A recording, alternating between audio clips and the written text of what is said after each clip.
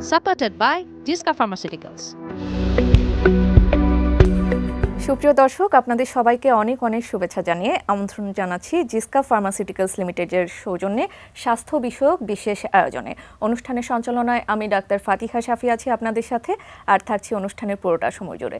দর্শক, আমরা জানি অক্টোবর মাস ক্যান্সার সচেতনতার মাস, আর সেই সচেতনতা বৃদ্ধির লক্ষ্যে আমাদের আজকের এই বিশেষ আয়োজন। দর্শক, আমরা আজ আমাদের অনুষ্ঠানের বিষয়বস্তু চূড়ান্ত করেছি লিভার ক্যান্সার প্রতিকার ও প্রতিরোধ। আর এ বিষয়ে কথা বলার জন্য আমাদের সাথে থাকছেন বিশেষজ্ঞ একজন চিকিৎসক। আজ আমাদের সাথে স্টুডিওতে অতিথি হিসেবে আছেন doctor Abdullah Al Mahmud, associate professor, hepatology department, Chittagong medical college. Sir, আপনাকে আমাদের অনুষ্ঠানে আমন্ত্রণ জানাচ্ছি। আপনাকে ধন্যবাদ। স্যার, আজকে আমরা লিভার ক্যান্সার নিয়ে আলোচনা করতে যাচ্ছি, কিন্তু তার আগে জানতে চাইবো যে লিভার, আমরা জানি যে আমাদের শরীরে একটি অত্যন্ত গুরুত্বপূর্ণ একটি অঙ্গ, অনেক কার্য সম্পাদন করে থাকে আসলে লিভার। কেন এত গুরুত্ব বহন করে সেই প্রসঙ্গে সর্বপ্রথমে জানবো। জি, আপনাকে ধন্যবাদ। আমরা জানি যে আমাদের শরীরে লিভার হচ্ছে সবচাইতে বড় অঙ্গ, যদি আমরা চামড়াকে বাদ দিই। এটি একজন মানুষের একটাই লিভার থাকে, আমাদের পেটের উপরের ডান দিকে এর অবস্থান। একজন প্রাপ্তবয়স্ক মানুষের এই লিভারের ওজন প্রায় 1.5 কেজি, এবং আপনারা জেনে অবাক হবেন যে এই লিভার কিন্তু প্রতিদিন আমাদের শরীরে প্রায় 500 রকমের কাজ করে থাকে। অনেকগুলো কাজ করে, এর মধ্যে মূল কাজ যেটা হচ্ছে আমরা যেটা বলি যে হজমে সহায়তা করা।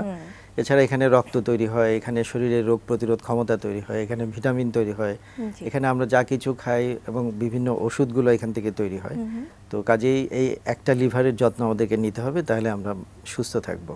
আচ্ছা, আমরা আজকে যেহেতু লিভার ক্যান্সার নিয়ে আলোচনা করতে যাচ্ছি, আমরা আগেই জেনে থাকতাম যে আগে বলা হয়ে থাকতো when there is cancer there is no answer.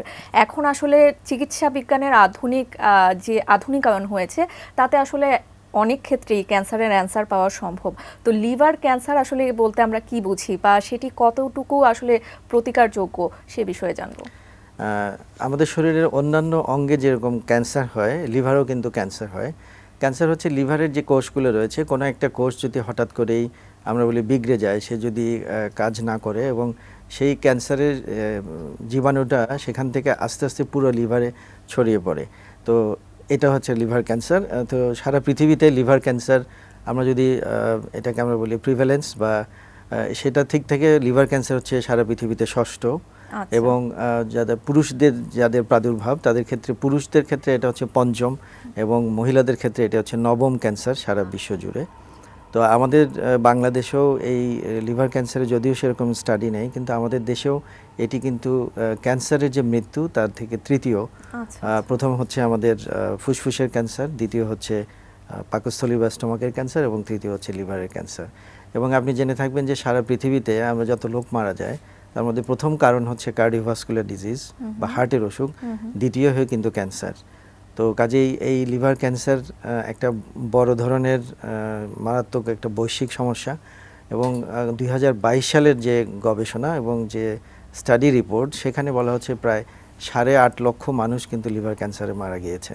তো কাজে এটা একটা বড় সমস্যা। এবং আপনি আরও জেনে অবাক হবেন যে একমাত্র লিভার ক্যান্সারই হচ্ছে প্রথম ক্যান্সার, যে ক্যান্সারে আপনি খুব সহজে টিকা এবং জীবনধারার পরিবর্তনের মাধ্যমে কিন্তু আপনি এই লিভার ক্যান্সারটাকে অনেকটাই প্রতিরোধ করতে পারবেন। আচ্ছা, আমরা যেরকমটা অনুষ্ঠানের শুরুতে বলছিলাম যে অক্টোবর মাস চলছে, অক্টোবর মাস যেহেতু ক্যান্সার সচেতনতা বৃদ্ধির মাস, তো লিভার ক্যান্সারের আসলে প্রকোপটা কীরকম সেই বিষয়ে? হ্যাঁ, লিভার ক্যান্সারটা যেটা বলছিলাম যে সারা বিশ্বে এটি হচ্ছে ষষ্ঠ প্রাদুর্ভাবের দিক থেকে, এবং পুরুষদের ক্ষেত্রে হচ্ছে পঞ্চম এবং মহিলাদের ক্ষেত্রে নবম।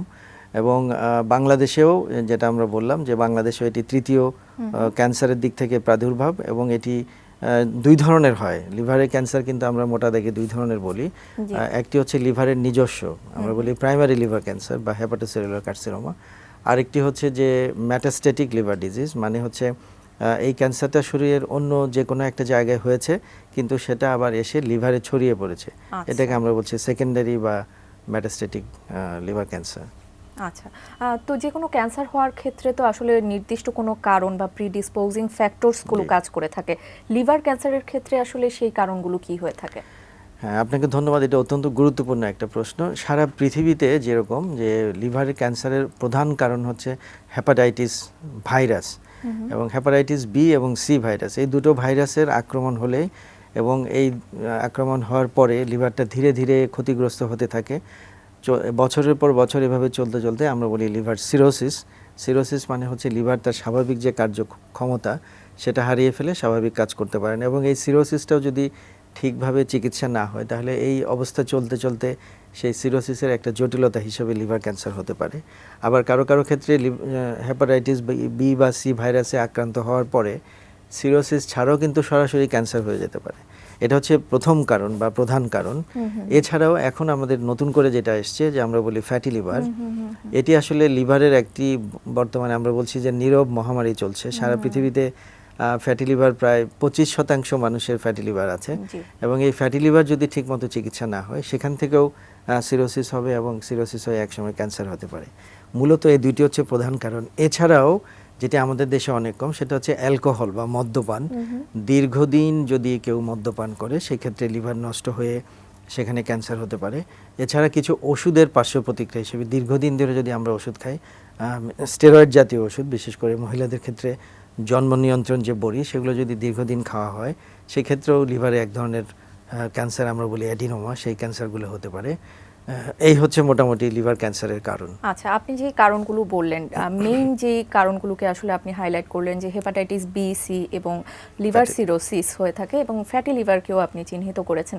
তো এগুলো আসলে হওয়ার পেছনে এগুলো কাদের হওয়ার বেশি ঝুঁকি থাকে? জি, এটি অত্যন্ত গুরুত্বপূর্ণ একটি জনসচেতনামূলক প্রশ্ন। বি এবং সি ভাইরাসটা কিন্তু খুব সহজেই আমরা প্রতিরোধ করতে পারি যদি আমরা জানি যে কিভাবে হয় বা কেন হচ্ছে। এটি প্রধান কারণ হচ্ছে আমরা যদি যে সময় আমরা শরীরে রক্ত নেই, সেই রক্ত নেওয়ার সময় একজনের শরীরে যদি এই ভাইরাসটা থাকে এবং সেটা যদি চেক করে না নেওয়া হয় তাহলে আরেকজনের শরীরে কিন্তু ওই রোগীর অজান্তেই এই ভাইরাসটা চলে যাবে। এছাড়াও বিভিন্ন সময় যে আমরা অপারেশন করি বা দাঁতের ডাক্তারের কাছে যাই, যে যন্ত্রপাতিগুলো ব্যবহার করা হয় সেই যন্ত্রপাতিগুলোতে যদি বিশুদ্ধ করা না থাকে, ভাইরাস মুক্ত করা না হয়, তাহলেও একজনের শরীর থেকে একজনের শরীরে চলে যায়। এছাড়া আমাদের যে শিরাপথে যে মাদকদ্রব্য ব্যবহার করা হয়, সেই মাদকদ্রব্য ব্যবহার করার সময় আমরা যে সিরিঞ্জটা ব্যবহার করা হয়, সেই সিরিঞ্জটা যদি ওয়ান টাইম সিরিঞ্জ আমরা ব্যবহার না করি, অথবা যখন আমরা কোনো ইনজেকশন বা স্যালাইন নিচ্ছি সেখানেও যদি আমরা ওয়ান টাইম সিরিঞ্জ বা স্যালাইন সেট ব্যবহার না করি, সেই ক্ষেত্রেও একজনের শরীর থেকে ভাইরাসটা একজনের চলে যেতে পারে। আর আমাদের মতো দেশগুলোতে সবচাইতে বড় একটা কারণ হচ্ছে বা অন্যতম একটা কারণ হচ্ছে গর্ভবতী মায়ের কাছ থেকে তার সন্তানের মধ্যে ভাইরাসটা চলে যাওয়া। কারণ হচ্ছে যে বি ভাইরাস এবং সি ভাইরাস কারো শরীরে ঢোকার পরে বেশিরভাগ ক্ষেত্রে কিন্তু কোনো লক্ষণ প্রকাশ পায় না, যার কারণে কেউ বুঝতে পারে না এবং সেটা তার মায়ের কাছ থেকে সন্তানের কাছে চলে যায়। এই হচ্ছে আমাদের হেপাটাইটিস বি বা সি ভাইরাসের কিভাবে হচ্ছে সেটার কারণ। আর ফ্যাটি লিভার যেটা আমরা বলছিলাম যে এটা অনেকটাই এখন লিভারের অন্যতম একটা প্রধান রোগ হয়ে গেছে সারা বিশ্ব জুড়ে, সেটার কারণে কিন্তু সম্পূর্ণভাবে আমাদের নিজের হাতে, সেটা হচ্ছে লাইফস্টাইল বা আমাদের জীবনধারা। যে কারো একটু ওবেসিটি বা ওজন যদি বেশি থাকে, তার চলাফেরার মধ্যে যদি ব্যায়াম বা শারীরিক কসরত কম থাকে, খাওয়া দাওয়ার মধ্যে আমরা যে এখন আমাদের যে ধরনের উন্নতি হয়েছে, আমাদের ফুড স্টাইল লাইফস্টাইলের উন্নতি মানে অবনতি হয়েছে আমি বলবো, যে ধরনের ফাস্ট ফুড জাঙ্ক ফুড খাওয়া হয়, অনেক বেশি তৈলাক্ত খাবার খাওয়া হয় এবং সেই অনুযায়ী কিন্তু শারীরিক পরিশ্রম বা হাঁটা চলা বা ব্যায়াম সেইভাবে করা হয় না। এগুলো কারণে কিন্তু ফ্যাটি লিভার থেকে প্রকোপটা বাড়ছে এবং এখান থেকে আস্তে আস্তে চিকিৎসা না হওয়ার কারণে আস্তে আস্তে লিভার সিরোসিস হয়ে লিভার খারাপ হয়ে লিভার ক্যান্সারের দিকে যাচ্ছে।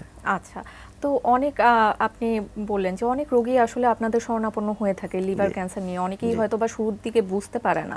আপনারা আসলে কি কি সিমটমস নিয়ে বা উপসর্গ নিয়ে আপনাদের শরণাপন্ন হন? যেটা আমরা বলছিলাম যে শুরুর দিকে কারো কারো কোনো লক্ষণ নাও থাকতে পারে, কোনো লক্ষণ ছাড়াই থাকতে পারে। কারো কারো ক্ষেত্রে বললো যে আমার পেটের উপরের ডান দিকে হালকা ব্যথা বা একটু ব্যথা, তীব্র ব্যথা, বা কারো কারো অল্প খেলে পেট ভরে যায়, পেট ফাঁপা।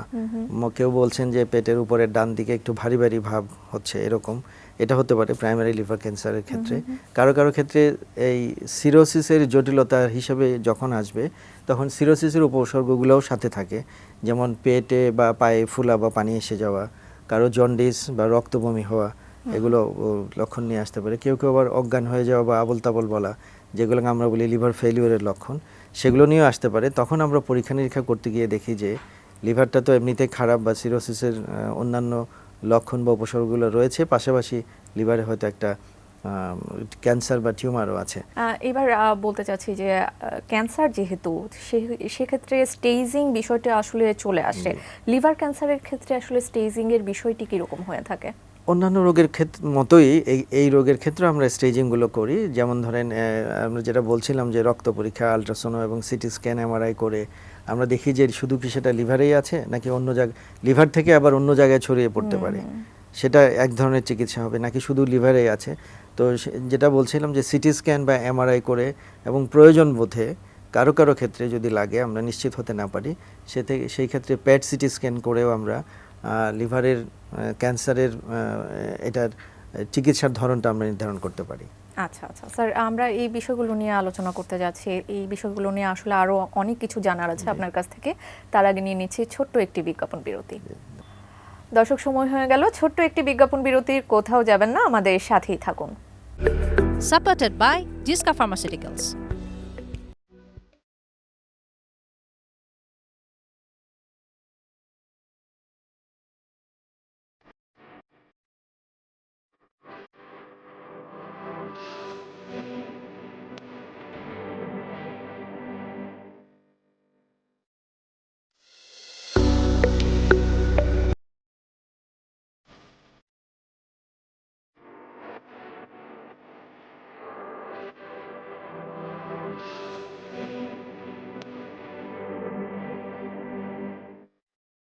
Supported by Jiska Pharmaceuticals. বিজ্ঞাপন বিরতির পর আবারও আমন্ত্রণ আমাদের আজকের এই আয়োজনে। সৌজন্যে রয়েছে জিসকা ফার্মাসিউটিক্যালস লিমিটেড। আমরা কথা বলছিলাম লিভার ক্যান্সার প্রতিকার ও প্রতিরোধ। আমরা যেহেতু জানি যে অক্টোবর মাস লিভার ক্যান্সার সচেতনতা বৃদ্ধির মাস, সেই লক্ষ্যেই আজকে আসলে আমাদের এই আয়োজন। ধন্যবাদ দর্শক আমাদের সাথে থাকার জন্য। স্যার, বিজ্ঞাপন বিরতিতে যাবার আগে আমরা স্টেজিং নিয়ে কথা বলছিলাম। এবার চিকিৎসা প্রসঙ্গে চলে যাব। আসলে কিভাবে চিকিৎসা দিয়ে থাকেন আপনারা লিভার ক্যান্সার রোগীদের? লিভার ক্যান্সারের চিকিৎসা অন্যান্য ক্যান্সারের রোগীদের মতোই এটি কিন্তু একটু জটিল, এটি ব্যয়বহুল এবং দীর্ঘমেয়াদী একটা চিকিৎসা পদ্ধতি। আমরা যদি একটু আলাদা করে বলি যে প্রাইমারি লিভার ক্যান্সার যেটা বলছিলাম, যে হেপাটোসেলুলার কার্সিনোমা বা শুধু লিভারেই আমাদের ক্যান্সারটা রয়েছে, সেই ক্ষেত্রে এটি চিকিৎসা ওষুধের মাধ্যমে হতে পারে, কিছু আমরা বলি ইন্টারভেনশন সেটার মাধ্যমে হতে পারে, এবং অপারেশনের মাধ্যমে হতে পারে। তো প্রথমে আমরা যেটা নির্ধারণ করি যে কোন ধরনের ওষুধ লাগবে, সেটার জন্য আমরা স্টেজিংয়ের কথা বলছিলাম যে আসলে টিউমারের সংখ্যা কতগুলো লিভারে, কতটা টিউমার রয়েছে এবং টিউমারের সাইজ কীরকম। যদি কম থাকে এবং সাইজও যদি ছোট থাকে, সেই ক্ষেত্রে আমরা যেটা করতে পারি যে এটা হচ্ছে রিসেকশন বলি আমরা, লিভারের টিউমারের অংশটা অপারেশন করে কেটে ফেলে দেওয়া। এটা হচ্ছে এক ধরনের ডেফিনেটিভ ট্রিটমেন্ট। এটা করলে রোগী অনেক দিন ভালো থাকে। আর যদি দেখা যায় যে লিভারে টিউমারের সংখ্যা বেশি অথবা তাদের আকার বা সাইজ বড়, সেই ক্ষেত্রে আমাদের আর আসলে ওইটা করার সুযোগ থাকে না। সেই ক্ষেত্রে লিভার আমরা বলি ট্রান্সপ্লান্ট বা পুরো লিভারটাই হয়তো কেটে ফেলে দিতে হবে। কিন্তু তার আগে দেখে নিতে হবে যে রোগীর লিভারের আসলে ফাংশন কেমন, রোগী সেই যে ট্রান্সপ্লান্ট বা প্রতিস্থাপন সেটা করার মতো তার শারীরিক ফিটনেস বা সেই ধকল সে নিতে পারবে কিনা, সেটা দেখে তারপরে সেটা নির্ধারণ করতে হয়। তবে যেটা হলো যে লিভার ট্রান্সপ্লান্টের যে ব্যবস্থা চিকিৎসা, সেটা কিন্তু এখনও আমাদের দেশে গড়ে ওঠে নাই, সেটা দেশের বাইরে গিয়েই করতে হবে।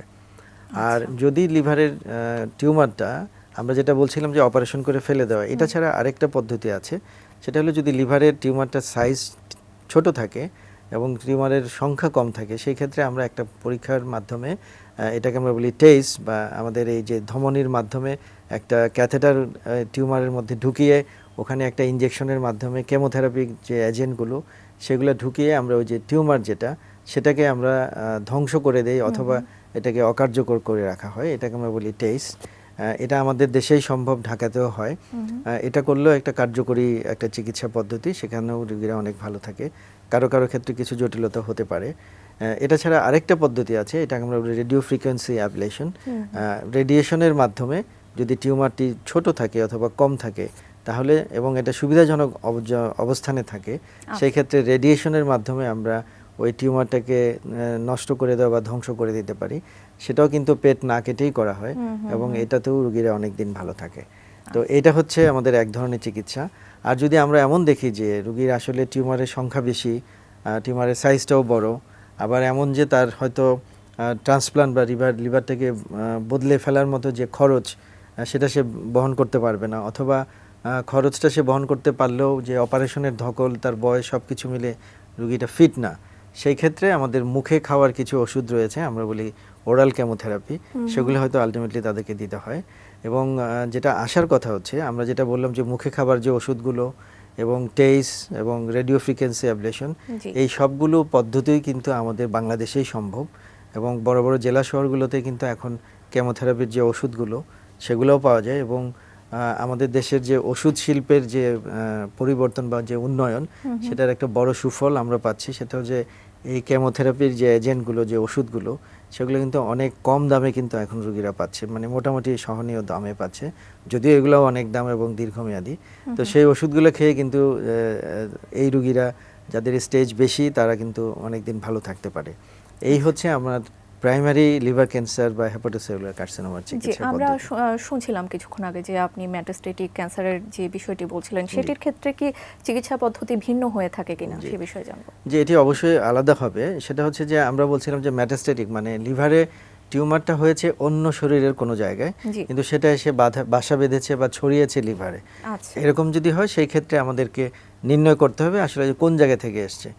যে জায়গা থেকে এসছে সেটা কোত্থেকে আসতে পারে, সেটা পাকস্থলী থেকে আসতে পারে, আমরা বলি লার্জ ইন্টেস্টাইন বা কোলন বা নাড়িভুঁড়ি থেকে আসতে পারে, বা শরীরের অন্য মহিলাদের ক্ষেত্রে ব্রেস্ট থেকে আসতে পারে, ইউটেরাস থেকে আসতে পারে, শরীরের অন্য জায়গা থেকে। তাহলে আমাদেরকে খুঁজে নিতে হবে কোন জায়গা থেকে আসছে এবং সেই টিস্যু অনুযায়ী এবং সেটার ধরন অনুযায়ী আমাদেরকে কিন্তু কিছু কেমোথেরাপির এজেন্ট আছে, সেগুলো ব্যবহার করতে হবে। তবে ছড়িয়ে পড়া বা মেটাস্টেটিক যে লিভার ক্যান্সারের কথা বলছি, তাদের ক্ষেত্রে কিন্তু মৃত্যুর সম্ভাবনা বা ভালো হয়ে ওঠার সম্ভাবনা অনেক কম, বা মৃত্যুর সম্ভাবনাটা অনেক বেশি, যেহেতু এটি একটি ছড়ানো রোগ। আচ্ছা, আমরা এবার প্রিভেনশনের দিকে চলে যাব। আমরা যেরকমটা জানি যে prevention is better than cure. আসলে কি কি প্রতিরোধ ব্যবস্থা নিলে আসলে লিভার ক্যান্সারকে প্রতিহত করা যাবে সেই বিষয়ে জান। আপনি যেটা শুরু থেকে বলছিলেন যে ক্যান্সার আসলেই তার কোনো অ্যান্সার নেই, তবে বিজ্ঞানের অনেক উন্নতির সাথে সাথে এখন হয়তো অনেকগুলো চিকিৎসা পদ্ধতি বের হয়েছে, কিন্তু সেই চিকিৎসা পদ্ধতিগুলোও কিন্তু অনেক ব্যয়বহুল, জটিল এবং অনেক দিন ব্যবহার করতে হয়, অনেকগুলো শারীরিক অসুবিধাও হয়। তো সেই জন্য আমরা আমাদের মতো দেশের মানুষের উচিত হবে প্রতিরোধের দিকেই আমাদেরকে অগ্রসর হতে হবে। তো প্রতিরোধ করার ক্ষেত্রে আমরা যে কারণে এই ক্যান্সারগুলো হচ্ছে সেই কারণগুলোকে যদি আমরা অ্যাড্রেস করতে পারি, সেখানে যদি আমরা প্রতিরোধ করতে পারি, তাহলে কিন্তু আমাদের ক্যান্সারটা হবে না। আমরা যেটা শুরুতে বলছিলাম যে লিভার ক্যান্সারের প্রাথমিক কারণ হচ্ছে হেপাটাইটিস বি এবং সি ভাইরাস। তো কাজেই আমরা যেভাবে আমাদের শরীরে ভাইরাসটা ঢুকে সেগুলো আমরা প্রতিরোধ করব। যেমন আমরা যদি কোনো সময় আমাদের শরীরে রক্ত নিতে হয়, আমার ওই রক্তটা হেপাটাইটিস বি বা সি মুক্ত কিনা সেটা আমি জেনে নিতে হবে। তারপরে যখন আমি কোনো অপারেশনের জন্য কোনো ডাক্তারের কাছে যাব বা দাঁতের ডাক্তারের কাছে যাব দাঁতের চিকিৎসার জন্য, এটা এখন ডাক্তার সাহেবরা অনেক সচেতন, তারা নিজেরাই করছেন। তবু পেশেন্ট হিসেবে, রোগী হিসেবে আমার দায়িত্ব হবে আমাকে প্রশ্ন করা যে এটা জীবাণুমুক্ত আছে কিনা, স্টেরাইল কিনা। এবং অবশ্যই দাঁতের ডাক্তার, আমাদের দেশে যে ট্রেন্ডটা আছে যে দাঁতের চিকিৎসা করতে গেলে যেহেতু যথেষ্ট সংখ্যক বিশেষজ্ঞ চিকিৎসক এখনও তৈরি হয় নাই, অনেকেই আমরা কোয়াক বা রাস্তার পাশের এরকম ডাক্তারের কাছে গিয়ে কাজগুলো করাচ্ছি। সেই ক্ষেত্রে আমাদেরকে সচেতন হতে হবে, আমাদেরকে হসপিটালে গিয়ে পাশ করা ডাক্তারের কাছে জীবাণুমুক্ত যন্ত্রপাতি ব্যবহার করতে সচেষ্ট হতে হবে। আমরা যারা সেলুনে অথবা পার্লারে যাচ্ছি শেভ করার জন্য বা নাক কান ফোরানোর জন্য, সেক্ষেত্রে আমাদের সচেতন হতে হবে যে এটা ওয়ান টাইম ব্লেড বা ওয়ান টাইম নিডেল যেন আমাদেরকে ব্যবহার করা হয়। আর যারা শিরাপথে মাদকদ্রব্য ব্যবহার করছেন তাদের ক্ষেত্রেও বোঝাতে হবে যে এটি থেকে বর্জন করতে হবে, এবং কাউকে যদি নিতেই হয় সেই ক্ষেত্রে তারা তো একসাথে 4-5 জন বসে এবং একটা সিরিঞ্জ নিয়ে শেয়ার করে, সেই ক্ষেত্রে তাদেরকে প্রত্যেককে আলাদা আলাদা সিরিঞ্জ ব্যবহার করার পরামর্শ দিতে হবে। আর যেটা আমরা বেশি করে বলছি সেটা হচ্ছে যে আমরা গর্ভবতী মায়ের থেকে কিন্তু তার বাচ্চার শরীরে চলে যায় মায়ের অজান্তে। তো সেটা প্রিভেন্ট করার জন্য আমরা যেটা বলছি এখন যে প্রত্যেকটা গর্ভবতী মায়ের, যেটা আমরা অ্যান্টিনেটাল চেক আপ করি, গর্ভের শুরুতেই আমরা এক ধরনের পরীক্ষা নিরীক্ষা করি। সেই পরীক্ষা নিরীক্ষার মধ্যে যেহেতু এই হেপাটাইটিস বি এবং সি ভাইরাসের প্রাথমিকভাবে কোনো উপসর্গ থাকে না বেশিরভাগ ক্ষেত্রেই, সেই জন্য ওই সময় যেন আমরা ভাইরাসটা রক্ত পরীক্ষা করে নেই যে তার শরীরে বি ভাইরাস বা সি ভাইরাস আছে কিনা। যদি থাকে তাহলে তার চিকিৎসা নিতে হবে। এবং বি ভাইরাসের যে গর্ভকালীন সময়ে মা এবং শিশুর জন্য নিরাপদ এরকম ওষুধ কিন্তু এখন পাওয়া যায়, কাজে গর্ভাবস্থা আপনি খেতে পারবেন এবং খেলে সেটা মাও সুস্থ থাকবে এবং ডেলিভারির সময় বাচ্চার শরীরে সেটা যাবে না। এবং ডেলিভারির সাথে সাথে আমরা ওই বাচ্চাকে একটা আমরা বলি ইমিউনোগ্লোবিন বা একটা আমরা টিকা দিয়ে দিলে সেটা মায়ের 12 ঘন্টার মধ্যে আমরা দিতে বলি, দিয়ে দিলে সেটা মায়ের কাছ থেকে বাচ্চার শরীরে যাবে না। আর হেপাটাইটিস সি এর ক্ষেত্রে গর্ভবতী মায়ের যদি সেটা হয়ে থাকে তাহলে কিন্তু গর্ভাবস্থায় এটা চিকিৎসা করা যাবে না। বাচ্চা হওয়ার পরে 6 মাস যখন বাচ্চা বুকের দুধ খাবে তারপরে আমরা চিকিৎসা করতে হবে। আর যেটা আমরা বলি ডেলিভারি যে প্রক্রিয়াটা, সেটা অবশ্যই হসপিটাল ডেলিভারি হতে হবে, যেন বাচ্চার মধ্যে ট্রান্সমিশনের রিস্কটা যথাসম্ভব কমিয়ে আনা সম্ভব হয়। তো কাজে এগুলো যদি আমরা করতে পারি তাহলে হেপাটাইটিস বি এবং সি জনিত আমার যে লিভার ক্যান্সার হবে সেটা থেকে আমরা মুক্ত থাকতে পারবো। আরেকটা আমরা বলছিলাম যে যেটা বর্তমান বিশ্বে বেশি হচ্ছে, যে ফ্যাটি লিভার থেকে যেটা হচ্ছে, এবং এটা একটা লাইফস্টাইল ডিজিজ, এটা কিন্তু এখনো স্পেসিফিক কোনো চিকিৎসা আসেনি। তো সেই জন্য আমাদেরকে লাইফস্টাইলটাই ঠিক করতে হবে, আমাদের খাদ্যাভ্যাসের একটা পরিবর্তন আনতে হবে। শর্করা বা চিনি জাতীয় খাবার কম খেতে হবে, তারপরে যেগুলো আমিষ বা প্রোটিন জাতীয় বেশি বেশি তৈলাক্ত খাবার সেগুলো আমাদেরকে কম খেতে হবে, এবং খাবারের মধ্যে আমাদের যে শাকসবজি এবং ফলমূলের যে পরিমাণ সেটা বাড়াতে হবে। এবং অবশ্যই আমাদেরকে কিছু শারীরিক পরিশ্রম, সেটা আপনি দৈনিক 45 মিনিট হাঁটেন, সাঁতার কাটেন, সাইকেল চালান, যেভাবেই হোক আপনাকে ঘাম ঝরাতে হবে।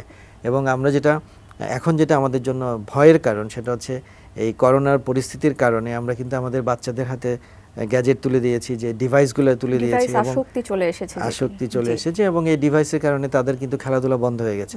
তাদেরকে সেটাতে উৎসাহিত করতে হবে, এবং ফাস্ট ফুড, জাঙ্ক ফুড যেগুলো আছে সেগুলো থেকে যদি আমরা একটু বিরত থাকি, তাহলে কিন্তু এই যে ফ্যাটি লিভার জনিত যে লিভারে সিরোসিস হয়ে যে ক্যান্সার, সেখান থেকে আমরা মুক্ত থাকতে পারবো।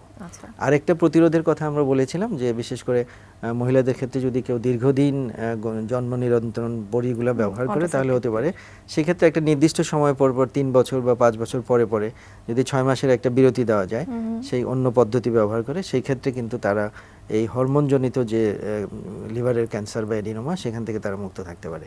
কাজে এইভাবে আমরা কিন্তু প্রতিরোধের দিকে আগাতে পারলে এটা কিন্তু খুবই সিম্পল। আরেকটা জিনিস করতে পারি আমরা, সেটা হলো হেপাটাইটিস বি ভাইরাসের কিন্তু ভ্যাকসিন পাওয়া যায়। লিভার ক্যান্সারের স্পেসিফিক কোনো ভ্যাকসিন নেই, যেটা জরায়ু ক্যান্সারের জন্য আছে, জরায়ু মুখের ক্যান্সারের জন্য। কিন্তু এটাতে আমাদেরকে অবশ্যই হেপাটাইটিস বি ভাইরাসের জন্য যারা টিকা দেন নাই তাদেরকে দিয়ে নিতে হবে।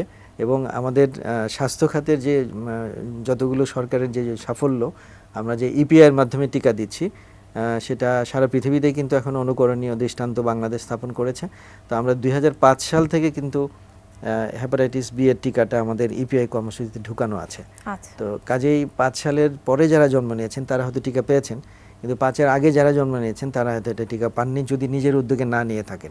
তো সেই জন্য তারা যদি টিকাটা নিয়ে ফেলেন এখন, তাহলে এই 3 ডোজ টিকা নেওয়ার কারণে কিন্তু উনি হেপাটাইটিস জনিত যে জটিলতা এবং ক্যান্সার সেখান থেকে মুক্ত টিকা কি যে কোনো বয়সে যে কোনো সময়ই নেওয়া যেতে পারে? যে কোনো সময় নেওয়া যাবে, যেখানে এখন আমরা বলছি বার্থ ডোজ ভ্যাকসিনেশন, মানে জন্মের সাথে সাথেই কিন্তু এই বাচ্চাকে দেওয়া যাবে। আর যারা বয়স্ক তারাও নিতে পারবে।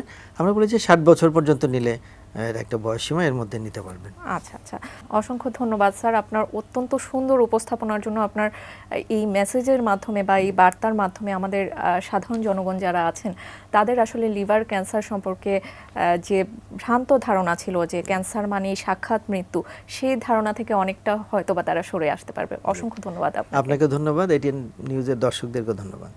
জি দর্শক, আপনাদেরও অসংখ্য ধন্যবাদ আমাদের সাথে এতক্ষণ যুক্ত থাকার জন্য। আমি জানি এই অনুষ্ঠানের মাধ্যমে লিভার ক্যান্সার সম্পর্কে যাবতীয় প্রশ্নের উত্তর আপনারা পেয়েছেন, আর আপনারা উত্তর পেলেই আমরা অনুষ্ঠানের সার্থকতা খুঁজে পাবো। আপনাদের জন্য অনেক অনেক শুভেচ্ছা জানিয়ে আজকের মতো এখানেই শেষ করছি। সবাই ভালো থাকবেন, সুস্থ থাকবেন, সবার জন্য শুভকামনা। Supported by Jiska Pharmaceuticals.